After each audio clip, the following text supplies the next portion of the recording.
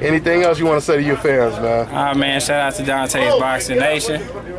You know, follow me on Twitter, Facebook, and Instagram, Earl Spence Jr., my whole name, and just look out for me.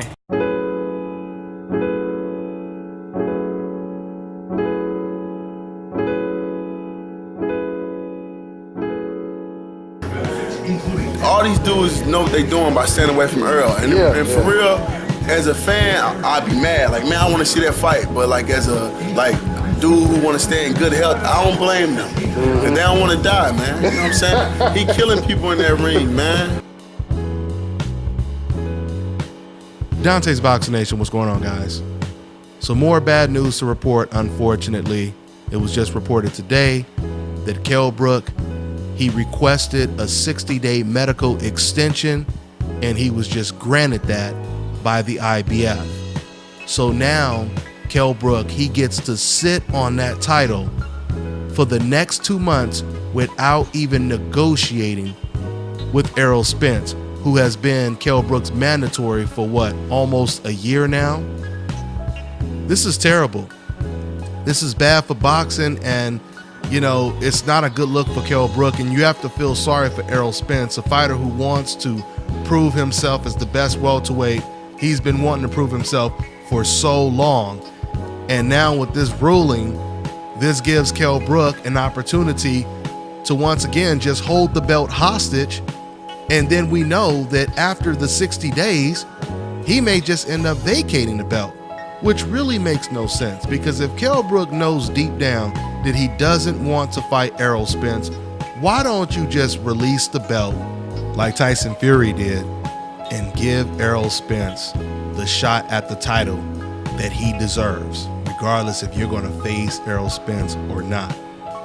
Now, in this picture I have on the screen right now, this was a poll in a video that I did back in April, where I basically asked the question, as you see, does KELL BROOK fight Spence, vacate, or prolong?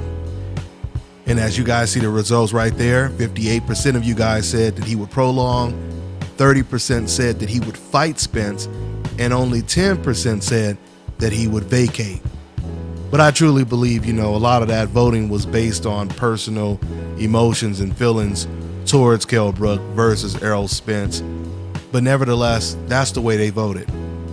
Now, and I'll say this, if KELL BROOK genuinely wants to fight Errol Spence next, which I don't believe he does, but if he did, then it's not that much of a problem that he's receiving this 60-day extension. I mean, a broken or a fractured eye socket, it is a big deal. There's no doubt about that. I don't have a problem if KELL BROOK is going to fight Errol Spence next.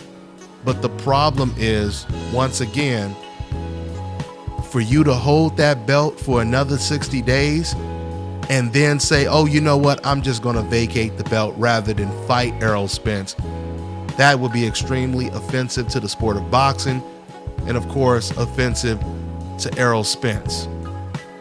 Even though Errol Spence, he can finally start negotiating with someone else, but that's another reason why actually that's a bad thing, because Errol Spence now has to wait 60 days to see if KELL BROOK decides to fight him. And if he vacates, then Team Spence, they have to spend even more time looking for another opponent to fight Errol Spence for the vacant belt. And just in case you guys are not aware, it has been very difficult for Errol Spence to get some of these guys in the ring. I mean, tons of big names turned down fights with Errol Spence for a shot at an actual title belt.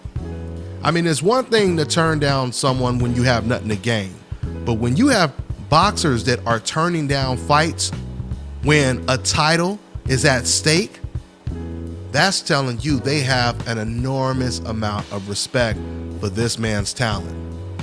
Now, going back to KELL BROOK, what's so interesting about this situation is I truly believe out of all of the welterweights right now, I truly believe KELL BROOK would be Errol Spence's most difficult fight.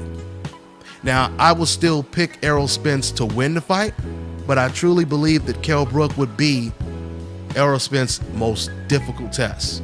I truly believe that. So it's really unfortunate if the fight doesn't come to fruition. We already know that KELL BROOK, he was already talking about fighting Amir Khan next. He was already calling out Canelo right after he lost to Gennady Golovkin. So that tells you he really has no intentions of getting in the ring with the truth, Errol Spence. Let's see what happens from this point on, guys. That's all I got. I'm on to the next one. This is Bobby, and you're watching Dante's Boxing Nation.